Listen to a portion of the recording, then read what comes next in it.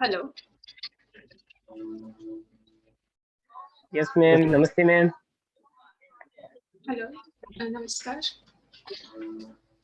आज का मेरा टॉपिक है मेंटल रिटार्डेशन, मानसिक मंदता, जिसको हम अलग अलग नाम से पहचानते हैं। मानसिक मंदता, कम बुद्धि वाला, बौद्धिक अक्षमता, मानसिक विकलांग।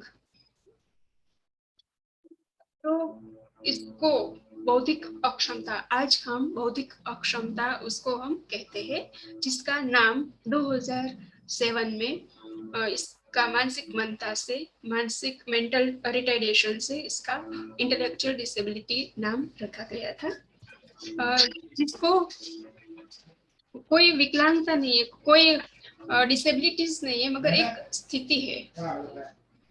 मेंटल रिटार्डेशन है वो एक मानसिक स्थिति है जो 18 साल से पहले एक अवस्था तक आकर उसका विकास है, मानसिक विकास है, वो रुक जाता है।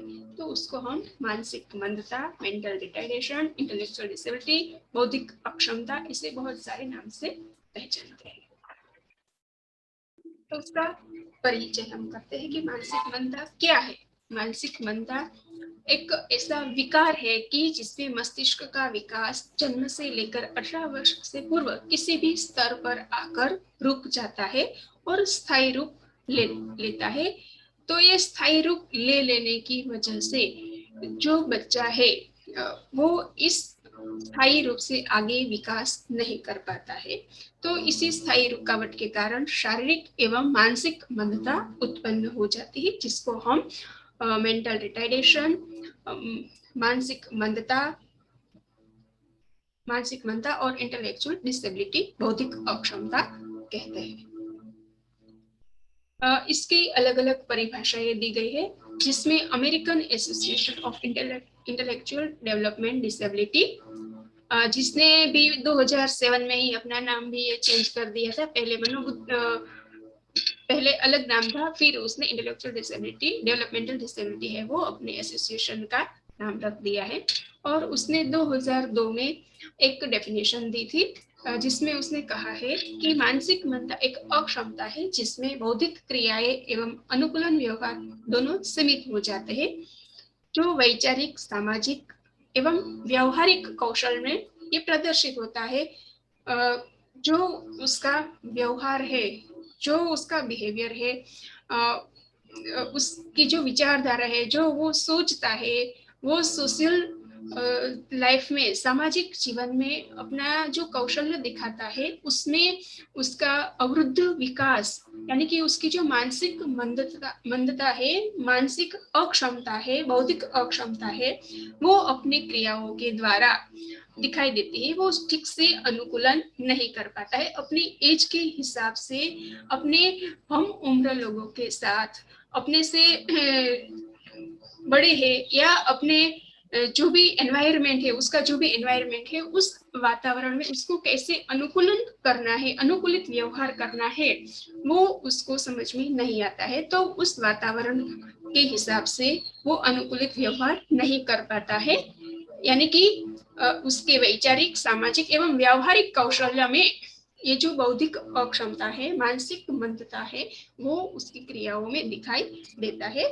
इसको हम मानसिक मंदता कहते हैं, यानी कि उसमें एक अक्षमता आ जाती है कि वो अपने वातावरण के हिसाब से अनुकूलन नहीं कर पाता है। और यह अवस्था है 18 साल से पहले ही आ जाती है, यानी कि 18 साल के पहले उससे कोई भी एज में उसका विकास है, मानसिक विकास रुक जाता है, तो उसको हम मानसिक मंदता कहेंगे। फिर दूसरी परिभाषा है जो विकलांगजन अधिनियम के अनुसार दी गई है, जिसमें कहा गया है कि मानसिक मंदता का अर्थ किसी व्यक्ति के मस्तिष्क में के जकड़ने या अवरुद्ध विकास की दशा है, यानी कि उसका मस्तिष्क है, मस्तिष्क का जो विकास है वहां पे रुक गया है, उसका विकास है वो अवरुद्ध हो गया है, जो विशिष्ट रूप से असामान्य बुद्धि का लक्षण दिखाता है, यानी कि उसकी बुद्धि लब्धि है वो उसमें दिखाई देती है कि उसका जो मानसिक विकास है वो उस एज में रुक गया है, अवरुद्ध हो गया है।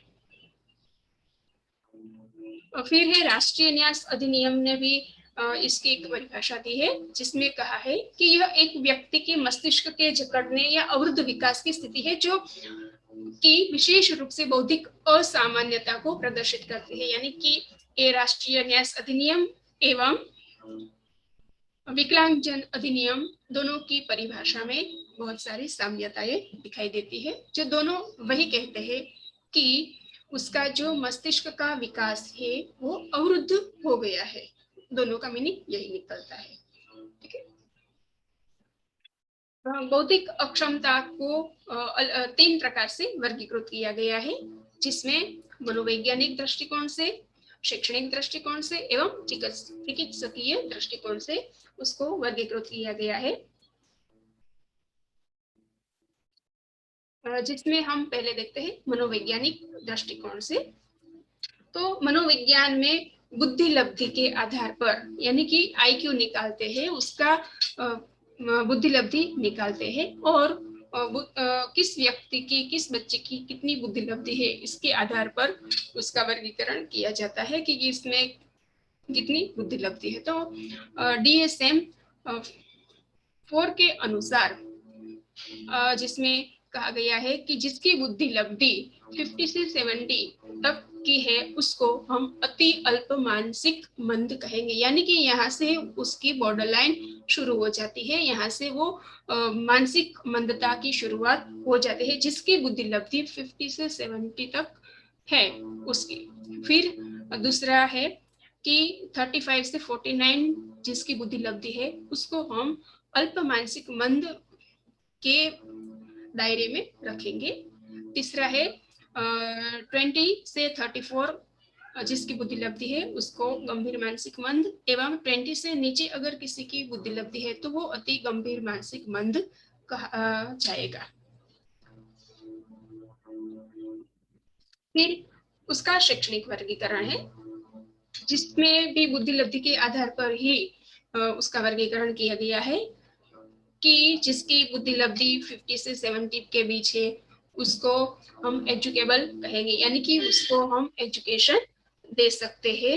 ये बच्चे हैं वो पढ़ सकते हैं, 4 से 6 साल, 6 कक्षा तक वो पढ़ सकते हैं, और गणितीय कौशल्य उससे विकसित हो सकता है, लिख सकते हैं, पढ़ सकते हैं, और सामान्य जीवन में वो समायोजन, थोड़ा समायोजन कर सकते हैं। यानी कि ये बॉर्डर लाइन के IQ वाले हैं, उसमें बहुत ज्यादा मानसिक मंदता नहीं है, थोड़ी सी ही है, तो वो थोड़ा थोड़ा काम कर सकते हैं, थोड़ा पढ़ लिख सकते हैं। फिर है प्रशिक्षणीय, यानी कि उसको ट्रेनिंग दे सकते हैं, किसी के सुपरविजन में उसको कोई व्यावसायिक कार्य करवा सकते हैं। वो उनको हम कोई सजेशन देंगे कि ऐसा करो ऐसा करो, तो उसको जो भी कार्य हम देना है वो कार्य विश्लेषण के आधार पर, यानी कि छोटे छोटे कामों में उसको बांटकर अगर हम देंगे तो वो कार्य कर सकता है। तो उसकी बुद्धि लब्धि होती है 35 से 50 के बीच। तो ये है प्रशिक्षणीय, यानी कि ट्रेनेबल, उसको हम ट्रेन कर सकते हैं, उतनी बुद्धि लब्धि उसमें है। फिर है अभिरक्षणीय, यानी कस्टोडियल। ये बच्चे हैं जिसकी बुद्धि लब्धि 35 से नीचे है, तो ये बच्चे हैं वो पढ़ लिख नहीं सकते हैं, ट्रेनिंग भी नहीं ले सकते हैं, तो उसको हम घर में ही अपने सुपरविजन में रख सकते हैं। उसका ध्यान रखना पड़ता है कि वो किसी भी हानिकारक चीज को खा न ले, या कहीं पे भी गिर न जाए, उसको कोई बीमारी हुई है तो वो खुद की केयर खुद नहीं कर सकते हैं, तो इसको कस्टोडियल, यानी कि उसको हमें रक्षण देना पड़ता है, कस्टडी में रखना पड़ता है, तो उसको कस्टोडियल कहते हैं।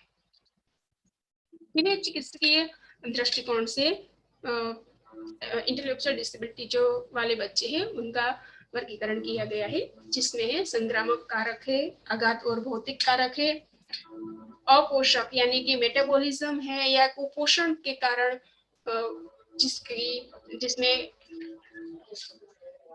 कारण मानसिक मंदता आई है, प्रमस्तिष्क की बीमारी है, जन्म पूर्व प्रभावित करने वाले कारक, शुक्राणु, असामान्यताएं,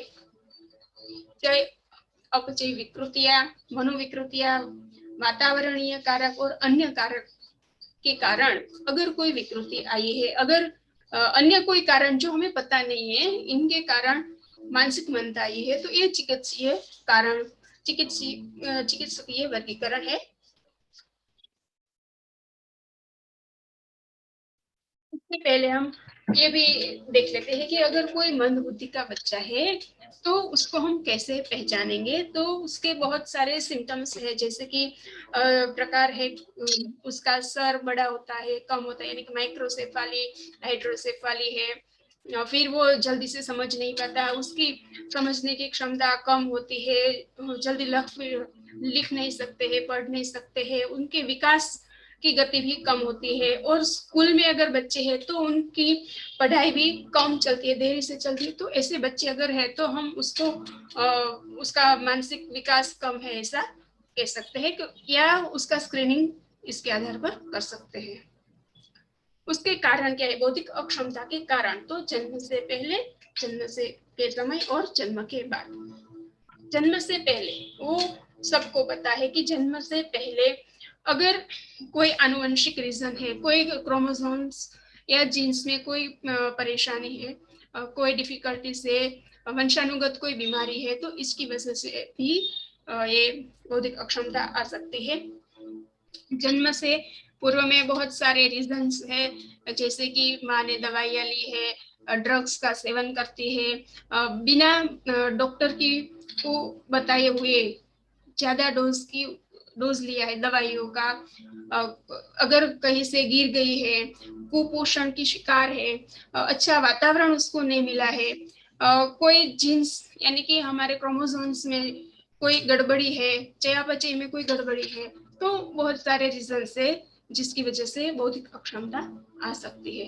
फिर जन्म के समय है कि जन्म के समय अगर बच्चे ने ऑक्सीजन समय से नहीं लिया है, ऑक्सीजन रोने में देर की है, जब बच्चा जन्म लेता है तो वो रोता है, अगर वो रोता नहीं है तो उसने ऑक्सीजन लेने में देर की है, या जन्म के समय वेट कम है, जन्म के समय उसको अच्छे से साधनों से, अच्छे से वातावरण में अगर डिलीवरी नहीं हुई है, तो ऐसे बहुत सारे रीजन की वजह से भी बौद्धिक अक्षमता आ सकती है। फिर है जन्म के बाद। तो जन्म के बाद के रीजन, जैसे कि कोई संक्रामक रोग हुआ है,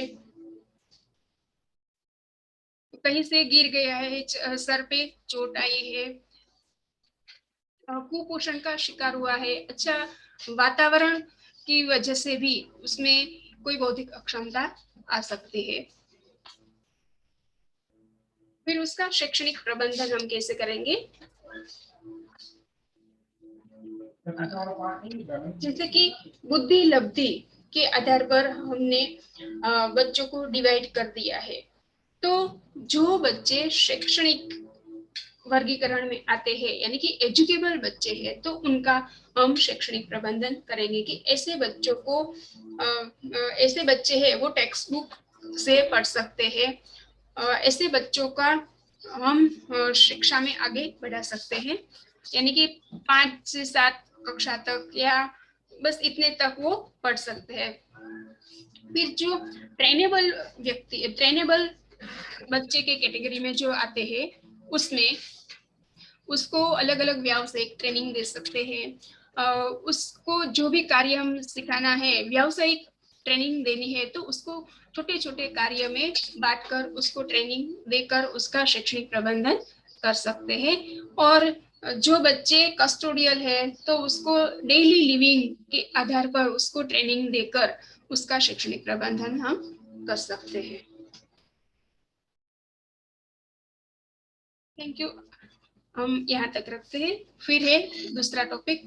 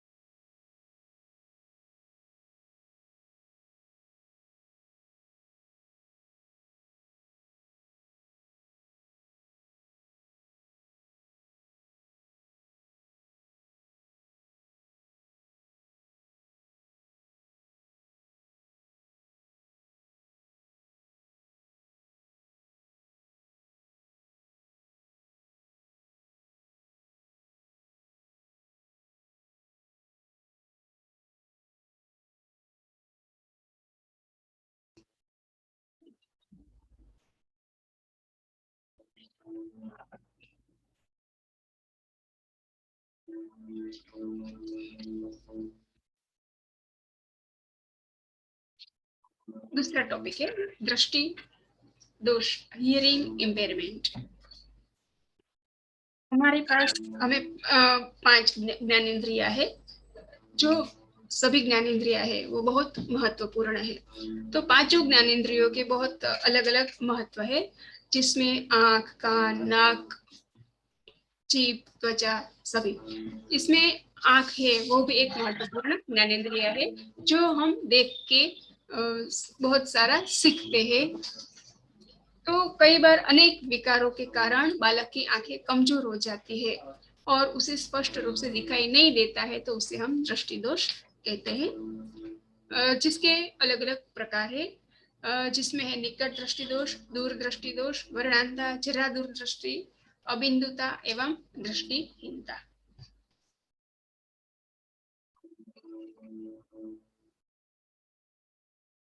तो एक एक पहले हम देखते हैं कि ये निकट दृष्टि दोष क्या है। निकट दृष्टि दोष यानी कि कोई भी बालक है तो अपने आसपास की वस्तुएं वो देख सकता है, मगर दूर की वस्तु है, दूर की कोई लिखावट है या कुछ भी चीज है तो दूर की उसको दिखाई नहीं देती है, दूर की वस्तु देखने में उसको दिक्कत होती है, तो उसको निकट दृष्टि दोष कहते हैं। इस दोष में देखी जाने वाली दूर की वस्तु का प्रतिबिंब है वो पुतली यानी कि हमारी रेटिना से आगे बढ़ता है, इस कारण दृष्टि पटल पर स्पष्ट प्रतिबिंब नहीं बन पाता है। और यह दोष 10 से 16 वर्ष की आयु के मध्य होता है, और इस दोष को दूर करने के लिए चिकित्सक की सलाह लेनी चाहिए और अवतल लेंस के चश्मे का प्रयोग करना चाहिए, जिससे हमारी कोई भी वस्तु हमें देखनी है तो उस वस्तु का प्रतिबिंब रेटिना पर स्पष्ट बन सके। यानी कि ये 10 से 16 वर्ष की आयु में, छोटी आयु में भी ये निकट दृष्टि दोष हो सकता है। फिर है दूर दृष्टि दोष। तो इस दोष में दूर की वस्तुएं हमें स्पष्ट रूप से दिखाई देती है, मगर हमारे आसपास की जो भी वस्तुएं है वो साफ नहीं दिखाई देती है। तो इस दोष में पास में रखी वस्तु का प्रतिबिंब दृष्टि पटल पर न बनकर उसके पीछे बनता है, जिसकी वजह से हमें नजदीक की वस्तुएं नहीं दिखाई देती है, और नेत्र लेंस के पृष्ठों की वक्रता कम हो जाने से उनकी जो फोकस की दूरी है वो बढ़ जाती है, यानी कि जो प्रतिबिंब जिस पे पड़ना चाहिए वहां प्यूपिल पे नहीं पड़ता है, जिसके फलस्वरूप हमें नजदीक का नहीं दिखाई देता है। तो लघु दृष्टि दोष का चश्मा आता है का उल्टा है, जो पहले निकट दृष्टि दोष था तो उसमें दूर का दिखाई देता है, दूर का नहीं दिखाई देता है, नजदीक का दिखाई देता है, और दूर दृष्टि दोष है उसमें हमें नजदीक का नहीं दिखाई देता है, दूर का दिखाई देता है। तो इस विकार को दूर करने के लिए उत्तल लेंस का चश्मा है वो प्रयोग करना चाहिए। फिर है कलर ब्लाइंडनेस, यानी कि कलर की पहचान नहीं हो पाती है, जिसमें रंगों को पहचानने में हमें दिक्कत होती है। वो क्यों होता है कि रेटिना में 2 प्रकार की संवेदनशील तंत्रिकाएं होती है, छड़ एवं शंकु। तो प्रकाश की तीव्रता एवं रंग के प्रति संवेदनशीलता होने के कारण बालक में ये विभेद करना नहीं कर पाते हैं,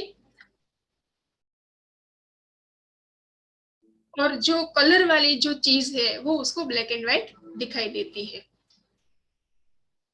यानी कि उसमें शंकु तंत्रिकाएं नहीं होती है, जिसकी वजह से कलर ब्लाइंडनेस आती है।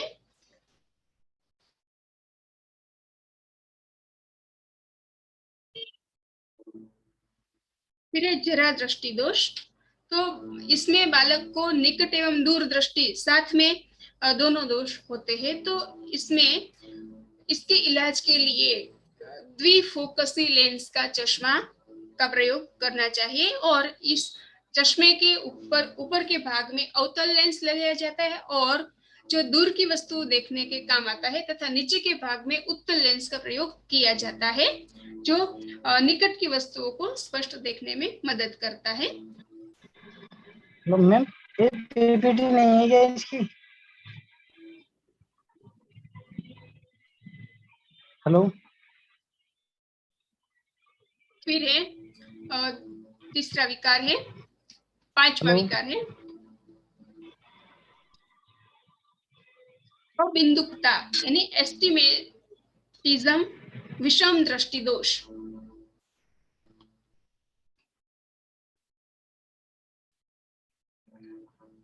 जिसमें ये विकार है, ये गोली विपथन की तरह होता है और इस दोष के कारण क्षैतिज दिशा में रखी हुई वस्तुएं दिखाई देती है और इस दोष की वजह से बालकों में अधिक होता है और सीधे पढ़ने की अपेक्षा एक और करवट से वो लेकर वो पढ़ने में आदी हो जाते हैं और लेट कर वो पढ़ते हैं, जिसकी वजह से विषम दृष्टि दोष उत्पन्न हो सकता है। और इस दोष को दूर करने के लिए बेलनाकार लेंस का उपयोग किया जा सकता है। फिर है ब्लाइंडनेस, दृष्टिहीनता।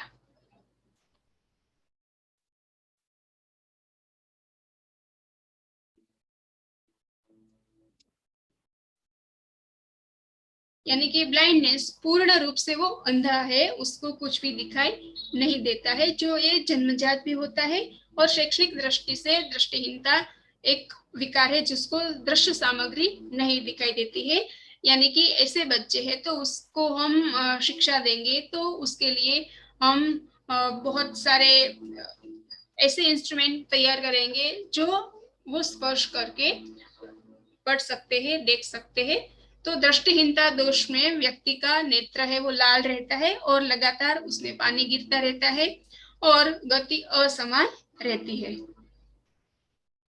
दृष्टि अक्षमता के कारण क्या क्या हो सकते हैं?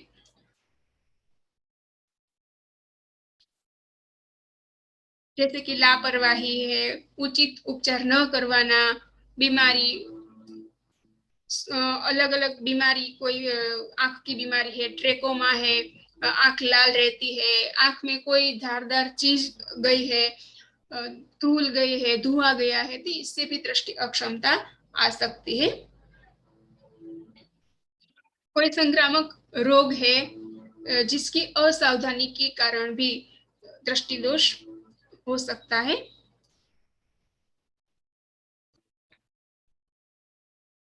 किसी ने मारपीट की है, आंख में कुछ लगा है, कोई दुर्घटना हुई है, कोई घातक चोट लगी है, या कोई भी आनुवंशिक बीमारी की वजह से भी ये दृष्टि दोष हो सकता है।